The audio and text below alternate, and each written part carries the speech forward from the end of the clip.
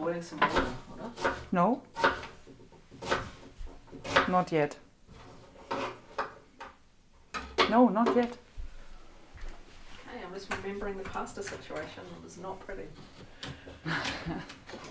And we don't boil water in here because we need to fry things. Oh, I see. Right, I understand. Poetry, music. Wow.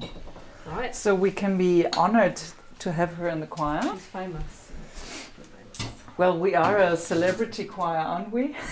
Now we are. Having you. Oh, yes. Definitely a celebrity. So how many? Like, is it going to be 10 or is it going to be 5 of us tomorrow? In the soprano? Just in the group. Do you know? I think we will be 18. I hope Anna's coming. Do you know? Well, I tried to ask her if she does have COVID. Mm-hmm. I should message her again, actually. So how many pumpkin soups have you prepared already?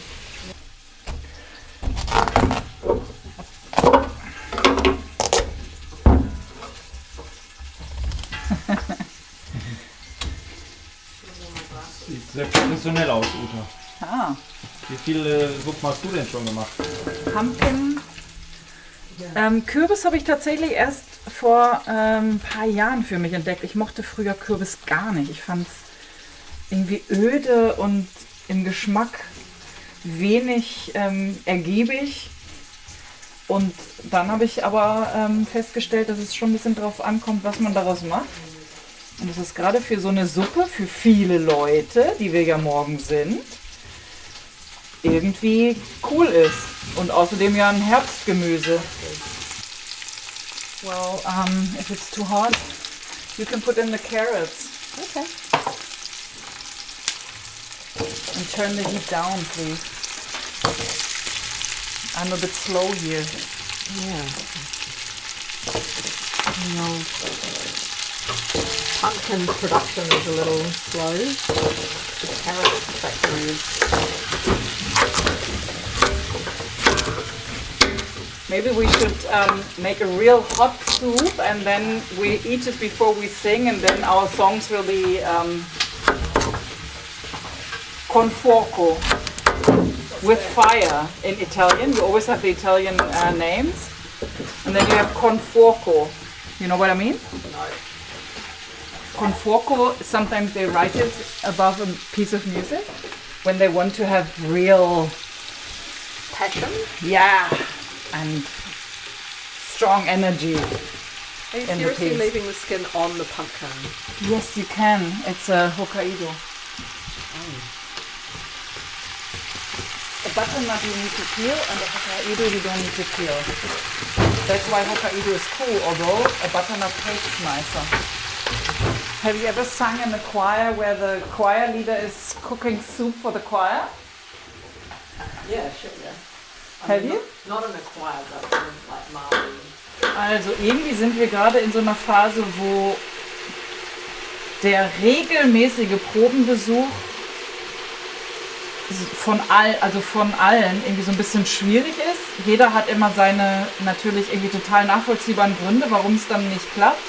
Aber irgendwie ist da gerade so ein bisschen der Wurm drin, was eine gute Besetzung angeht. Zum Beispiel hatte ich jetzt in der letzten Woche nur einen Bass und einen Tenor.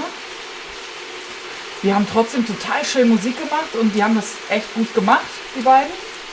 Aber das ist natürlich schade, weil man dann immer wieder ein bisschen von vorne anfängt, wenn dann andere Leute da sind. Ja. Aber wir haben auch, ist ja auch gerade eine Krankheitswelle und irgendwie ist gerade so viel los. Aber wir haben jetzt Entscheidungen getroffen, was unser Repertoire fürs Konzert angeht. Wir wissen, dass wir das Konzert Ende Juni, Anfang Juli machen wollen. Wir haben uns definitiv angemeldet für das Festival im nächsten Jahr, im Oktober. Also das das läuft und vielleicht brauchen die auch irgendwie so ein bisschen das Konzert mehr vor Augen, um so ein bisschen dann, keine Ahnung, ich will jetzt nicht Druck sagen, aber so das Feeling dann zu bekommen, dass es jetzt auch echt um was geht. Das braucht man ja manchmal für so Prozesse. Und wir haben ja noch Zeit, das ist ja entspannt. Wir brauchen allerdings auch noch Leute, also wir brauchen noch Unterstützung im Sopran und wir brauchen noch Unterstützung im Tenor und wir könnten auch eigentlich noch einen Bass gebrauchen. Ja, das ist so ein Thema. Und wir wollen jetzt auch die Vereinsgründung angehen, damit wir, gerade was dann so eine Konzertorganisation angeht, halt irgendwie einfach leichter und ohne rechtliche Schwierigkeiten Räume anmieten können und sowas. Dann muss das nicht jemand als Privatperson machen. Und sobald man einen Verein gegründet hat, kann man auch sich im Chorverband anmelden und dann ist auch jeder versichert bei so einem Konzert und das ist nicht so kompliziert mit den GEMA-Gebühren und so. Ist alles viel einfacher. Squeeze everything out, please.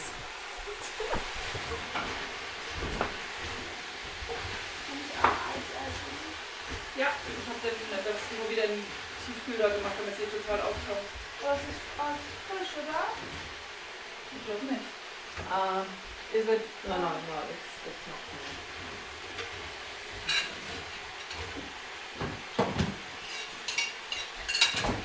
Wir haben 3 Kästen Bier gekauft, 6 Flaschen Wein und Wasser gibt es im Keller von der Gemeinde, da können wir uns bedienen. Und Saft auch. Ein Kasten davon ist allerdings alkoholfreies Bier. Gibt es eigentlich Lebensmittel, die schlecht für die Stimme sind? Irgendwie habe Ja. ich mal gehört. Gibt's. Weiß ich, wie war das noch? Milch oder so? Ist nicht Also so gut, je nachdem, oder? wie empfindlich die einzelne Person da auch ist das unterschiedlich, aber es gibt tatsächlich verschiedene Sachen, die nicht gut sind. Alles, was schleimt, dazu gehört natürlich Milch und auch Kaffee ist nicht gut, rote Säfte oder roter Tee nicht, weil die sowas Adstringierendes drin haben. Tannine können auch die Schleimhäute irgendwie so ein bisschen reizen, dass das dann nicht mehr so angenehm ist beim Singen. Für manche ist auch Nuss, alles was mit Nuss ist nicht so cool. Also Schokolade übrigens, ja, schleimt auch. Nüsse auch, weil das so, manche irgendwie darauf so reagieren, dass das auch die Schleimhäute ein bisschen verändert. Und andere haben irgendwie auch gar keine Probleme. Es ist sehr individuell unterschiedlich. Und Alkohol vom Singen ist übrigens ganz schlecht. Ja, warum? Ja. Das macht einen doch ein bisschen lockerer. Es macht einen lockerer, aber Alkohol ist überhaupt nicht gut für die Stimmlippen. Also für die Schleimhäute, meinte ich. Und wenn man dann erstmal damit anfängt, dass man zum Lockersein irgendwie immer das kleine Gläschen vom Konzert braucht, ist nicht gut. Und ich kann nicht mehr, ich muss komplett 0,0 haben, wenn ich noch irgendwie singen, also irgendwie performen muss. Ja. Deswegen hasse ich das auch auf Hochzeiten zu singen, also jetzt auf den Feiern, weil ich dann immer so lange nur Wasser trinken kann, bis ich meinen letzten Beitrag geleistet habe. Ja. Muss ich immer den leckeren Wein und Sekt und so alles stehen lassen. Aber jetzt mache ich das eigentlich nicht mehr. Ich weiß gar nicht, wann ich das letzte Mal ich glaube, ich habe jetzt eher auf Beerdigungen gesungen als auf Hochzeiten.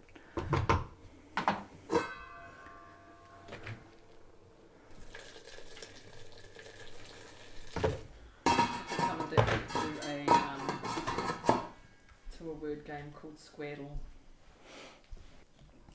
So it's 5 stars difficulty, so Okay. yeah. Ich habe hier von unserem Garten Escape Road. erzählt, Mama. Hä? Sie wollte gar nicht wissen, was es ist. Wem hast du was erzählt? Unser Garten Escape-Spiel, weißt du? Ja. Wenn wir so süchtig sind, ich glaube, das ist ja auch auswählen. Ja. Gefährlich.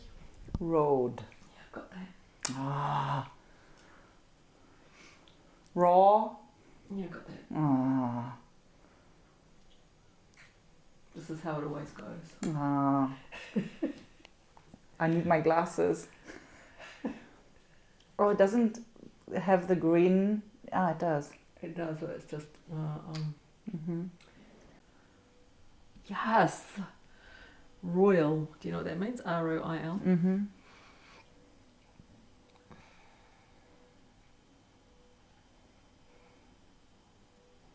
Yeah.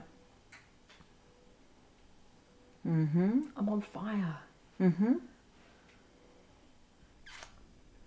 Yeah. Drool.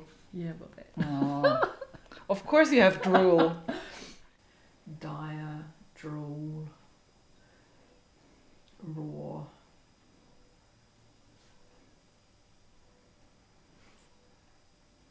Royal.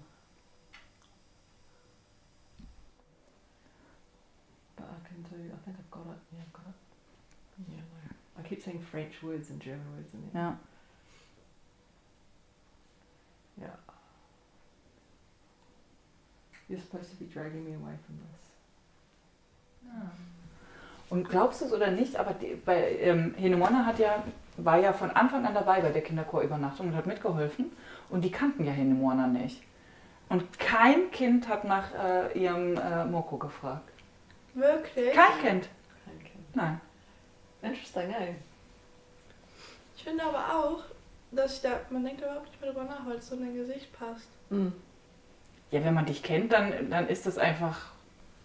It's part of Maybe you. they just thought that it would be rude to ask, do you think? No. Und Kinder sind doch Because so they're young enough that they just, Yeah, they blurted out. like that girl with my Yeah. pyjamas. Did I tell you, Amelia? I put on my pyjamas to go, you know, to sleep and stuff. And everyone was putting on their pyjamas. And one of the girls walked past and said, "Ist das dein Schlafanzug?" And I said, "Yeah." And she went, "Oh." It was such a side eye. Fashion icon. Yeah, no shame. Ja. What was my weirdest Kuscheltier? That's getting close to it, like that. What is that? It's a piece of melon. Honey melon. Honey melon. They're often food. Ich weiß nicht, du hattest nicht so abgefahren, oder? So. Ich hatte mal Lauras Stern als Kuscheltier. Das fand Ja, ich mit cool. einem Pflaster. Ich weiß noch, ich fand es in der Nacht dann immer richtig gruselig, weil die Umrisse so aussahen wie so ein Mensch. Mhm. Weiß ich. Wie so Patrick, aber ich kannte Patrick ja nicht. Well, Laura's Stern was a very nice story for young children. It was a girl who saw a star fall down, and then she went down and she saw it lying on the pavement, and she picked it up, and she was very happy to have a star now as her friend. You're missing the best part. What's the best part? Yes, the star had lost A one of their its Corners. Zacken. corners. Yeah, Oh yeah. yeah, corner. That's Oh, what do very you call cool. it? One of its, yeah, I guess, Yeah, pointy bits. pointy bits. Ah, okay, the pointy bits. Okay. One of the points. And yeah. she glued it back with a Plaster. a plaster. Oh. And then Did you know? she No. and then she was very excited because she couldn't find the star anymore until she realized that during the day you can't see the stars, so they're invisible, and only in the night it starts. Stop it. But then the star got weaker and weaker, and she What? realized the star can't stay with her. It needs to go back. And she sent it back No. in the sky, and then she knew this is her star that's blinking only for her. Laura's Stern. So nice. Stern. And Emilia really loved the book, and she had the star as well. With a plaster. Yeah. Have you still got it? Maybe actually in the basement. I don't think so. No. I think you gave it away. I know why. Yeah. And yeah, it was really nice. And then they had cartoon for children on Kika, Laura's Stern, and she watched it I regularly. just had a teddy bear that is now mostly bald and plays Twinkle Twinkle Little Star. Does it still play it? It does actually. It's back in New Zealand. It's really old. My mum bought it for me when I was like 3, and it played Twinkle Twinkle Little Star because that was my favourite song, and she walked all over Whangarei, where we lived at the time, all To over find- the city to find the bear that played Twinkle Twinkle Little Star. But it's a little bit creepy now because the mechanism is like you wind it up and then it goes through its cycle, and then like in the middle of the night you just go bing. Yeah. Like The but last really note. loud, super loud, like much louder than you expect. And it's the final note of, Twinkle Twinkle Little Star, and you're like, it feels a bit haunted, the teddy bear. I would never say that to my mum though. So popular. Seid ihr wieder gut? Nein. Are you stirring? I was going to, yes. Wirst du oft nach deinem Moko? Moko gefragt? Yeah, mostly people stare and don't ask me about it. So I've got used to that. The people that I have the best conversations with, well, the only people who seem brave enough to ask about it are often the Obdachloser dudes in the subway stations, who just bowl on up to me and go, "That's weird," or whatever, and ask me where I'm from and stuff. So we have some good conversations, but mostly people are a bit either polite or a bit reserved or scared. Most of them stare, right? Yeah, most of them stare. Yeah. Yeah. And I don't notice it as much as people do who are I walking do. with me, yeah, because I try not to look because it just annoys me. So therefore, I'm not looking, I'm not noticing all of these people who are staring, but Uta notices, other people notice who are with me, and they all have their little strategies for how to deal with it. Uta's now got this, what do you do? Stare You've got back. this counter stare. Yeah, definitely was something I thought about because I knew that it would be unusual here, and not just in Germany but wherever I might go in Europe or the States.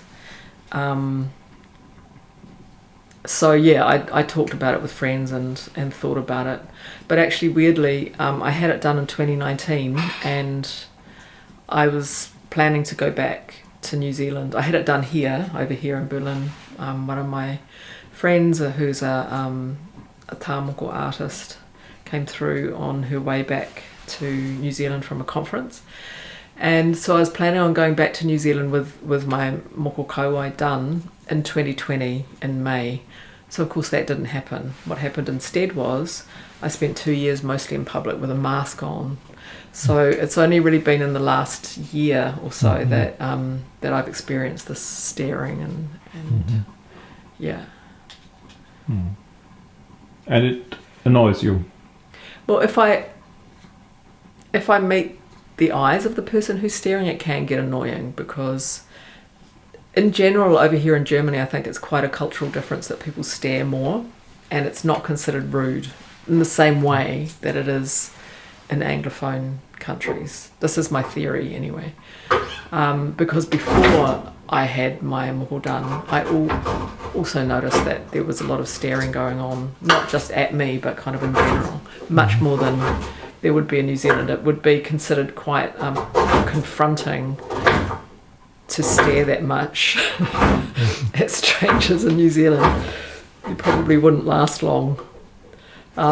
So I've had to get used to it anyway, and now it's kind of gone up another notch because of the moko kauai. But fortunately I've got Uta, my bodyguard to... Really? No. But people Does it change always... something if you are alone or with Uta or someone else? No, I mean... Well, I'm also stared at. You are stared at, yeah. For different reasons. So you both are scared if you go Yeah. outside. Yeah. Yeah. Really? Yeah. Yeah. Not a joke. No. No. And why do you think? Because I'm so Also, tall. Yeah. because I'm so tall, and people look twice or even 3 times to, you know, judge what is this? Is it a man? Is it a woman? Why is she so tall? And yeah, that's why I'm stared at. And until today, I get asked how tall I am, or even why I am so tall. Yeah, yeah, it's funny. Question. Yeah, very funny question. I know a friend of Felix, my ex-partner. Felix is like 2 meters tall, nearly 2 meters tall, and he has a friend who's tall, and he just has these little cards with all of the answers to the questions that people always ask, and just hands them out. So maybe I should do the same actually for my moko kauai. Get a little information card. Yeah, it's a good idea, I think. Really? Why not? Yeah. I think it would be like a part-time job if I started doing that.